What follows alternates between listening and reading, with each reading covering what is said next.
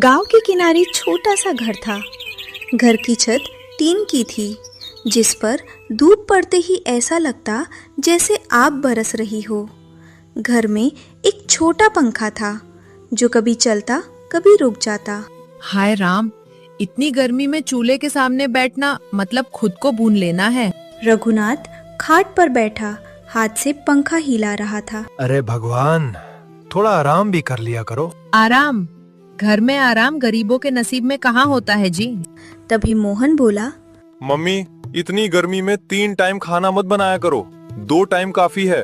सावित्री ने हैरानी से पूछा, और तू दिन भर भूखा रहेगा क्या? अरे नहीं मम्मी, सुबह खा लेंगे, फिर रात में।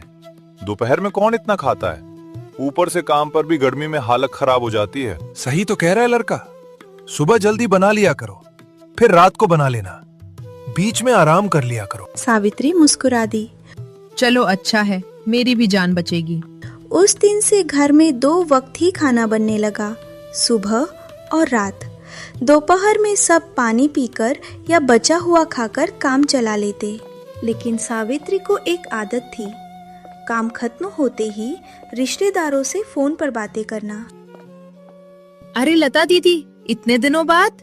क्या करे भाभी, जिंदगी ही ऐसी हो गई है। सोच रही थी कुछ दिन मायके आ जाऊं।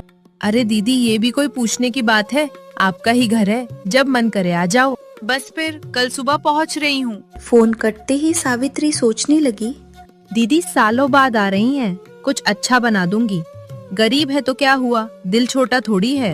अगले दिन सुबह 4 बजे ही सावित्री उठ गई और बाजार से कुछ सब्जियां खरीद लाई। मम्मी, इतनी मेहनत क्यों कर रही हो? तेरी बुआ आ रही है, खाली नमक रोटी थोड़ी खिलाऊंगी। तभी दरवाजे पर आवाज आई, अरे दीदी, आपने बताया क्यों नहीं कि इतनी जल्दी आ जाओगी? अगर बता देती तो सरप्राइज कैसे देती। घर में घुसते ही लता इधर उधर देखने लगी। घर तो वही पुराना है, बस दीवारें और टूट गई हैं। सावित्री को बात चुभ गई, लेकिन वो मुस्कुरा दी। दीदी बैठो, अभी चाय बनाती हूँ। लता खाट पर बैठते हुए बोली, भाभी, मायका चाहे गरीब हो, अपना ही लगता है। लो दीदी, गरम चाय। लता ने एक घूंट लिया। वाह भाभी, अभी भी तुम्हारे हाथ का स्वाद वही है। कैसा है मोहन, बड़ा दुबला हो गया है।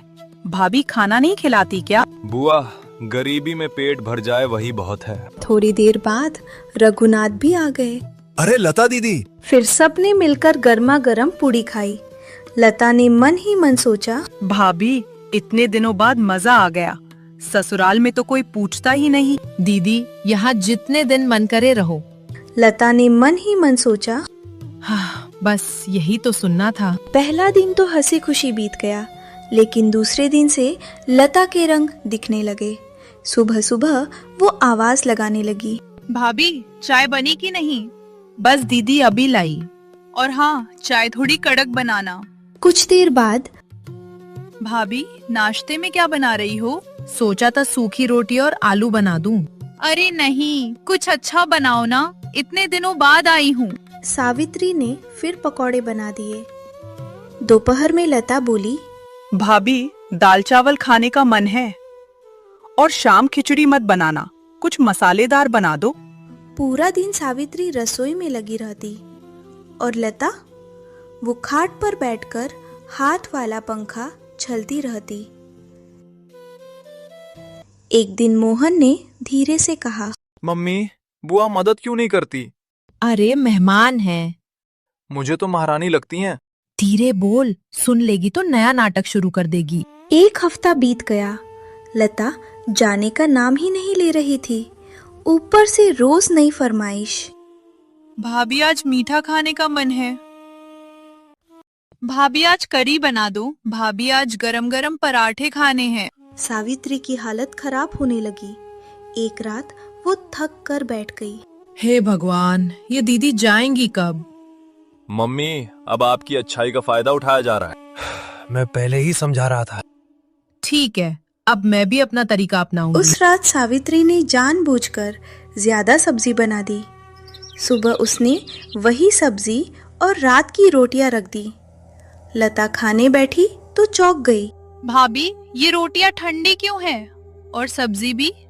रात की है दीदी, इतनी गर्मी में बार बार खाना नहीं बनता मुझसे। लता का चेहरा उतर गया। लेकिन मैं तो ताजा खाना खाती हूँ। बुआ, गरीब आदमी के यहाँ ताजा और बासी नहीं देखा जाता, पेट भरना जरूरी होता है। मुझे तो बहुत स्वाद लग रहा है। दीदी अगर ताजा चाहिए तो आप बना लो, आटा वहीं रखा है। लता चुप हो गई। दोपहर में फिर वही खाना सामने आ गया। भाभी फिर वही सब्जी। अरे फेंक दें क्या? गरीब घर में अन्न नहीं फेंकते। भाभी तुम पहले तो इतना अच्छा खाना बनाती थी। पहले ताकत थी दीदी, अब उम्र हो गई, ऊपर से गरीबी अलग। यहाँ तो रोज बासी खाना मिलेगा। बुआ, आपको पसंद नहीं तो टिकट करवा दूं? नहीं नहीं, मैं तो वैसे ही कह रही थी। एक दिन रघुनाथ बोला। सुनो, मोहन की शादी कर देते हैं। लता खुश होकर बोली। हाँ भैया, अब लड़का बड़ा हो गया है। एक लड़की देखी है मैंने, गरीब घर की है लेकिन संस्कारी है। कुछ दिनों बाद रिश्ता तय हो गया। लड़की का नाम पूजा था। शादी सादगी से हुई। लता ने शादी में खूब मजे किए। मन ही मन सोचने लगी, अब तो बहू आ गई, अब मुझे आराम ही आराम मिलेगा। शादी के अगले दिन पूजा की पहली रसोई थी। बहू, आज कुछ अच्छा बनाना। जी बुआ जी। उसने खीर, पूरी और आलू दम बनाया। सबने खूब तारीफ की। लता बोली, वाह, अब तो मैं महीना भर यहीं रहूंगी। सावित्री और मोहन एक दूसरे का चेहरा देखने लगे। रात को सावित्री ने पूजा को सारी बात बता दी। बहू, तेरी बुआ सास बहुत चालाक है। मम्मी जी, अब आप देखना। अगले दिन सुबह। बहू, नाश्ता बना क्या? जी बुआ जी।